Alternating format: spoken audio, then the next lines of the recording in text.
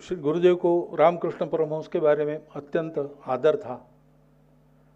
एक जो उन्होंने कहा है विवेकानंद और राम तीर्थ, और उनके भी बड़े, उनसे भी श्रेष्ठ रामकृष्ण परमहंस, ऐसा उन्होंने कहा है।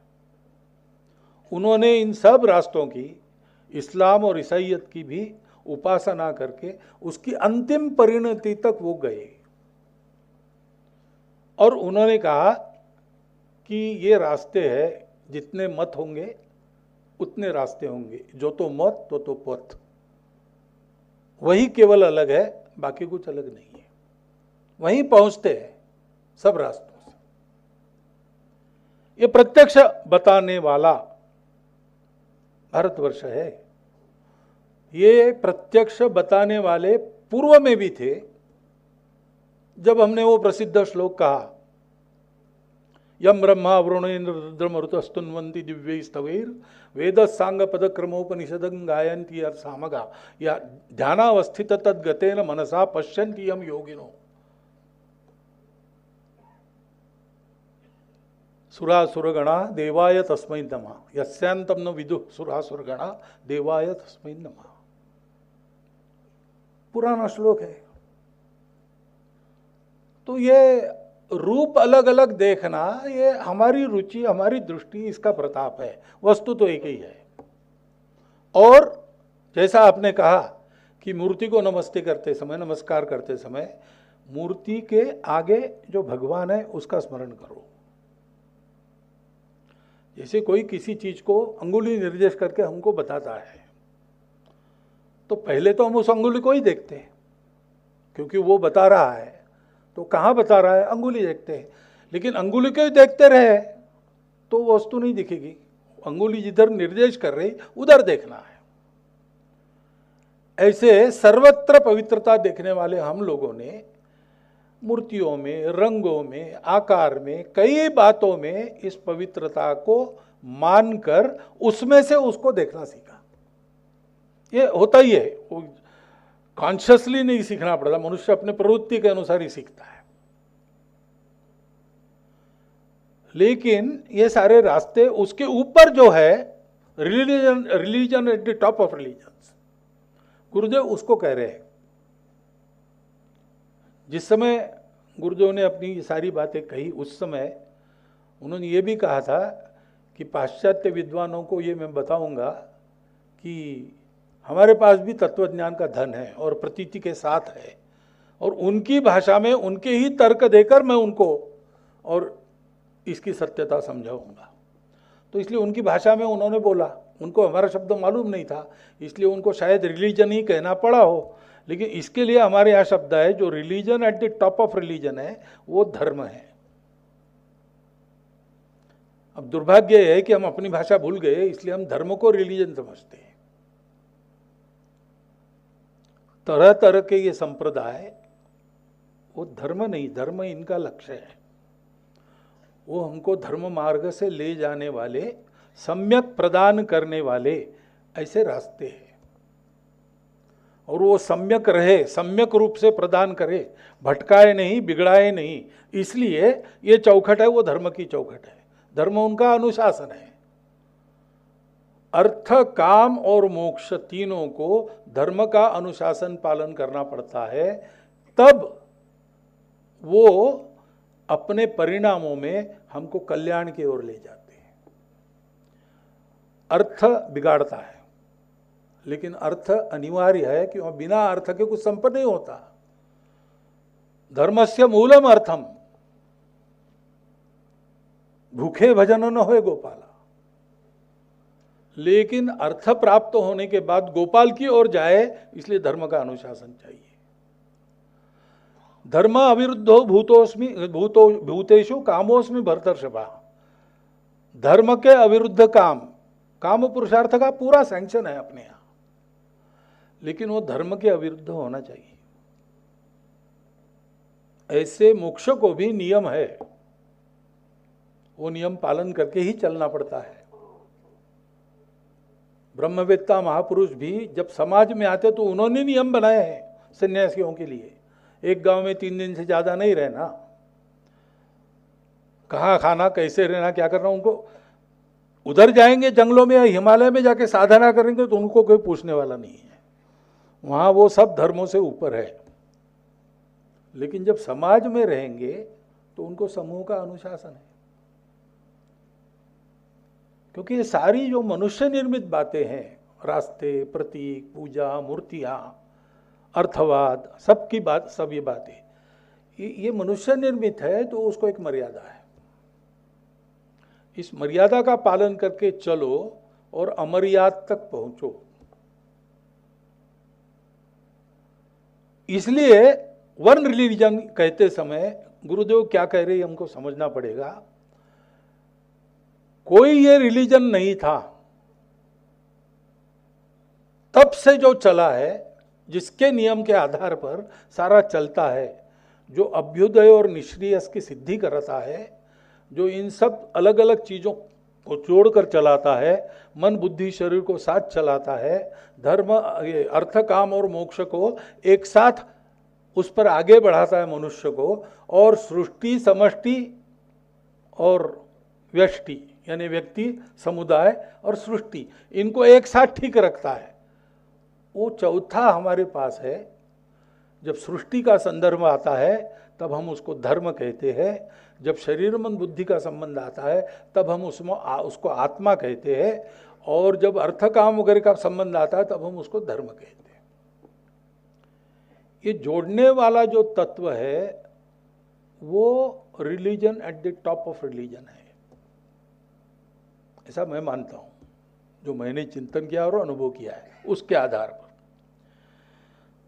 और इसलिए उसके द्वारा वन गॉड, तो वन गॉड यानी हमारा परसेप्शन अलग अलग हो सकता है, लेकिन अब सबको पता होना चाहिए कि ये हमारा दर्शन है, जो है वो उससे और आगे कुछ है। और जब वो उसको पालूंगा तो कुछ अनुभवी लोग कहते हैं कि वो देख सकते हैं लेकिन उसके बारे में बता नहीं सकते। गिरा अनयन नयन बिनु बानी, अनिर्वचनीय।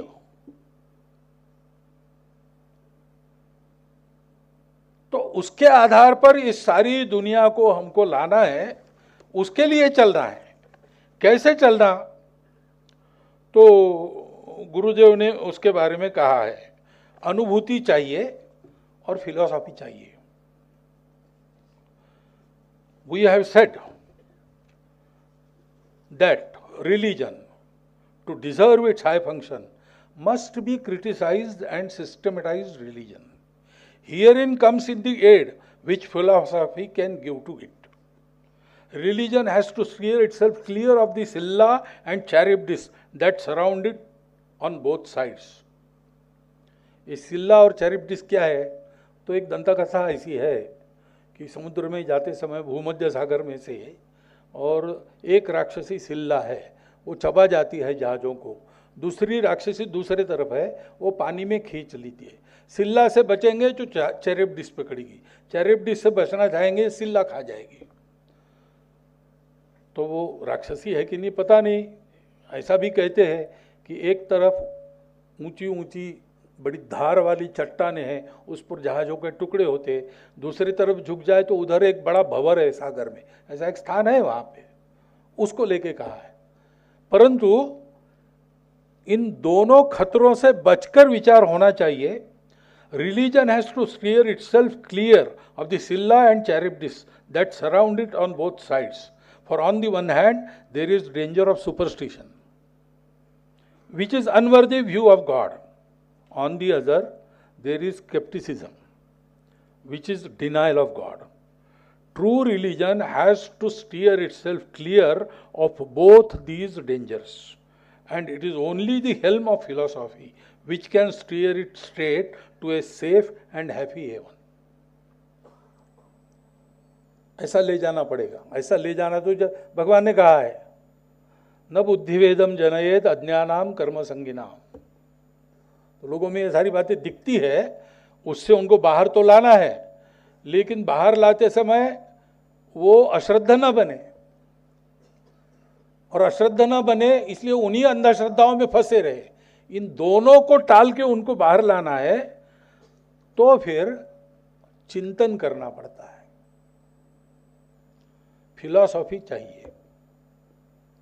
हम देखते जो कट्टरपन है, उस कट्टरपन का कारण आज सुबह भी कहा, कहीं आस्था विहीन चिंतन है, कहीं चिंतन विहीन आस्था है।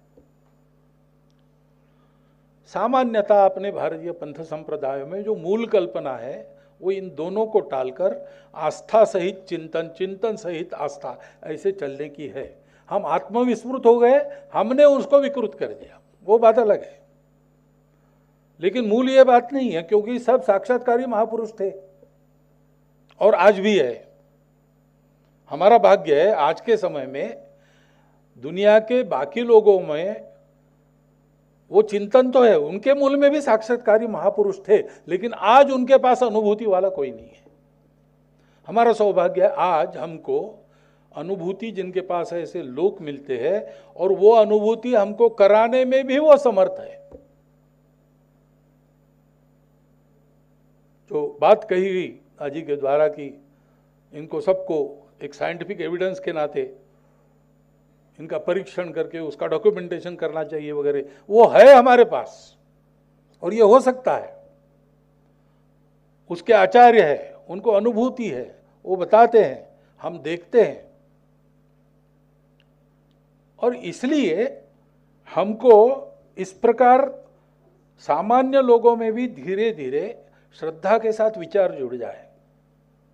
वास्तव में श्रद्धा कभी अंध नहीं होती, क्योंकि श्रद्धा में दो शब्द है, श्रद्ध और धा, परिश्रम करके धारण किया है। वो परिश्रम चिंतन का ही होता है। ठोक बजा के देखा, सत्य है ऐसा लगा, पूर्णता तक नहीं पहुंचा हूं लेकिन पक्का है इस मार्ग से जाऊंगा। हाइपोथेसिस इसे ही कहते हैं ना। एक हाइपोथेसिस गुरुदेव का शब्द है, हाइपोथेसिस लेकर प्रयोग होता है। हमारे यहां यही कहा गया है, पुराणम इत्येव न साधु सर्वम न चापि काव्यम नवम इति अवध्यम संतः परीक्षान्यतरत भजन्ते मूढ़ पर प्रत्ययनी बुद्धि। तो ऐसा परिश्रम ये अपने देश में होना पड़ेगा, इसकी आवश्यकता है। प्रयास भी बहुत सारी शुरू है। तो इस प्रकार का एक उद्यम चले और ये संघर्ष समाप्त हो, तभी समाप्त होगा, नहीं तो झगड़ा ही है। सब अलग अलग है। अगर सब अलग अलग है तो स्पर्धा है, स्ट्रगल फॉर एग्जिस्टेंस है और सर्वाइवल ऑफ द फिटेस्ट है। इसका मतलब everyone for himself, they will take the hindmost. ये सीधी बात है। जब तक उस एक को हम नहीं करते, साक्षात करने का प्रयास सब लोग नहीं करते, तब तक ये बात चलती रहेगी।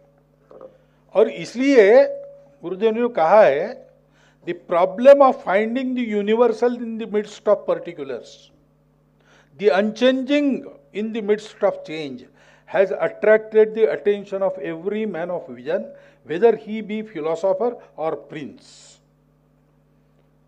और कहते हैं कि unquestionably the search after God remains the highest problem even today, and the philosophical jurisdiction of our spiritual life is as necessary today as it was hundreds of years ago. बीच में वैज्ञानिक प्रगति के कारण मनुष्य का जो अहंकार बढ़ गया, उसमें ऐसी कई बातें आ गई जिसने इस श्रद्धा को खंडन करने का भी काम किया है। यानी बंगाल में भी ऐसी स्थिति आई थी रामकृष्ण परमहंस के समय कि कॉलेज में पढ़ने वाले तरुण दक्षिणेश्वर में जगतधात्री की मूर्ति के सामने जाके सिगरेट पीते हुए, hello miss Kali, how are you doing, ऐसा करते थे अपने ही देश के लोग। तो ठीक है, मूर्ति में परमेश्वर नहीं है, लेकिन मूर्ति में से परमेश्वर देखा जा सकता है, ये तो है। तो यहां तक स्थिति आ गई थी कि अपना जो कुछ है वो सब बेकार है, जो विज्ञान का है वही ठीक है। और दूसरा भी एक्सट्रीम था, विज्ञान में कुछ पड़ा नहीं, जो अपना है वही ठीक है। वास्तव में साइंस और स्पिरिचुअलिटी ये दुश्मन होने का कोई कारण नहीं है। इसके बारे में गुरुदेव जी ने भी बहुत कहा है। साइंटिफिक स्पिरिट है, वो साइंस में भी काम करता है, अध्यात्म में भी काम करता है। विवेकानंद पूछते थे कि आप बता बहुत रहे हैं, लेकिन आपने देखा है क्या भगवान को? रविन्द्रनाथ के पिताजी देवेंद्रनाथ ठाकुर उनके पास गए, वो बताने लगे भगवान, उनका आपने देखा है क्या, बताओ। तो वो चमक गए एकदम ये प्रश्न सुन के। तो उन्होंने देखा विवेकानंद को गौर से और कहा, तुम्हारी आंखें कुछ अलग है। और कहा नहीं नहीं, आप ये बताओ भगवान को देखा है कि नहीं।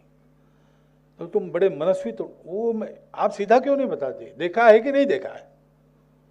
तो फिर उन्होंने कहा नहीं, मैंने नहीं देखा, लेकिन तुम देखना चाहते हो तो तुम जाओ दक्षिणेश्वर, शायद वहां तुमको उत्तर मिलेगा। और विवेकानंद ने रामकृष्ण परमहंस को यही पूछा, तो उनको एक आत्मविश्वास भरा उत्तर मिला। चौथी भी नहीं पढ़े थे रामकृष्ण परमहंस, एक सामान्य पुजारी थे और पागल से लगते थे लोगों को। उन्होंने कहा बिल्कुल देखा है, तुमको जैसा देख रहा हूं वैसे देखता हूं, तुमसे जैसी बात करता हूं उससे अधिक स्पष्ट बात उनसे करता हूं, और तुम मेरे बताए रास्ते पर चलोगे तो तुम भी देखोगे।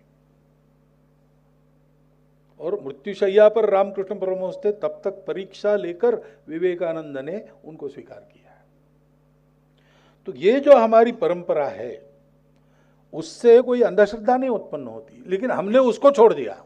जैसा दादी ने कहा कि क्यों पिताजी कहते थे, दादाजी कहते थे, नानी जी कहती थी, इसमें भी कोई बुरी बात नहीं है। आप तो वाक्य एक, वो भी एक प्रमाण का प्रकार है, परंतु वो प्रमाण जांच करनी पड़ती है। उन्होंने बताया इसलिए ठीक है, लेकिन उन्होंने जो बताया वो मैंने भी अनुभव किया, ये होना चाहिए। और इसलिए इस प्रकार की बातों पर चलना चाहिए, ऐसा गुरुदेव का कहना था। साफ साफ उन्होंने कहा है, we do not want India to imitate इधर फ्रांस और America. France with its failing birth rate, its frivolous immoral capital, its denuded farms and dying commerce. America, sordid and soulless, immersed in money making, a slave of mammon, and forced to mimic the culture of the very against which it revolted. उस समय उन्होंने कहा है, ये वो 26 साल के थे तब लिखा है, 1912 की बात है। कोई एक मिस्टर हरदयाल थे, उन्होंने बहुत सारी बातें लिखी भारतीय तत्वज्ञान के बारे में, उसका उत्तर देने वाला उनका लेख है, उसमें उन्होंने लिखा है। और आज ये प्रत्यक्ष अनुभव में आता है अपने लोगों के, जवान पीढ़ी वहां जाती है वो भी अनुभव करती है कि ये सब लोग अब लड़खड़ा रहे, इनको रास्ता नहीं मिल रहा। तो हमको रास्ता देना है तो उसी प्रकार का देना पड़ेगा, जो पुरातन में जो कुछ प्रमाणित है, अनुभूत है, उसको तर्क के आधार पर मंडन करते हुए ताकि स्वीकार हो, और नए में से जो कुछ लेने लायक आता है उसको लेके, सिल्ला और चैरिप्टिस दोनों को टाल के ऐसा चलना पड़ेगा। तब हम दुनिया को रास्ता दिखा सकेंगे। और इसके लिए कितना बड़ा जन जागरण आवश्यक है, कैसे कैसे लोगों को बताकर लाना पड़ेगा। तो ये कोई इक्के दुक्के का काम नहीं।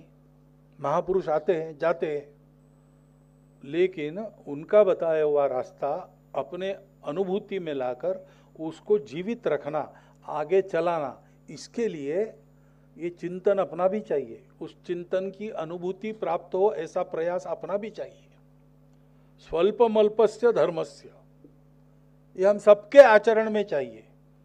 और एक बुद्धि चाहिए कि क्योंकि गुरुदेव जैसे लोगों ने कहा है कि सब एक है, तो सब एक है, उसका अनुभव लेने का मैं प्रयास करता हूँ। और वो अनुभव जैसे जैसे आता वैसे अधिक बताऊंगा, लेकिन सबको बताऊंगा कि इस पर चलो, ऐसा रहो, उसके लिए सद्गुणों को बढ़ाओ, दुर्गुणों का निर्देश। भारतवर्ष का एक जीवन खड़ा होना पड़ेगा। एक समय में भारतवर्ष के लोगों की कीर्ति थी, हमारे लोग यहाँ से बाहर गए, एक एक देश में उन्होंने जो किया है, आज भी हम लोग वहाँ जाते हैं, भारत से आते हैं तो नमस्कार करते हैं। चीन में गए, डॉक्टर सुब्रमण्यम स्वामी ने बताया उनका अनुभव, तो वहाँ एक मंदिर देखा, शिंतो मंदिर, चीन में भी एक था, वो जापान का है, चीन में कैसा देखने के लिए गए, तो वहाँ बहुत सारे चीनी लोग भी आए थे, ये भी गए अंदर, वो मोमबत्ती जलाना, अगरबत्ती जलाना करके वापस आ रहे थे।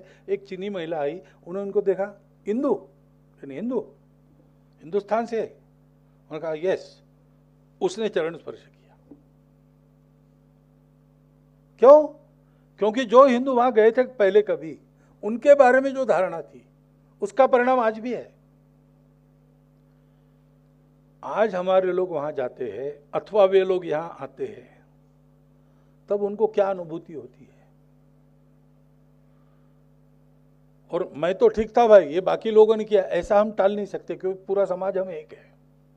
इस समाज का वातावरण ऐसा रखना हमारा दायित्व है। इस समाज की जो परंपरागत साधनाएं जो सत्य तक पहुंचाती चलती आई है, उनको उनकी प्रैक्टिस में जीवित रखना और उसके एक्सपीरियंस में हमको जीवित रखना, ये हमारा काम है। कुछ न कुछ उपासना, कुछ न कुछ संस्कार, उसके आधार पर जीवन में बदल, उसके आधार पर इस बात को जानना।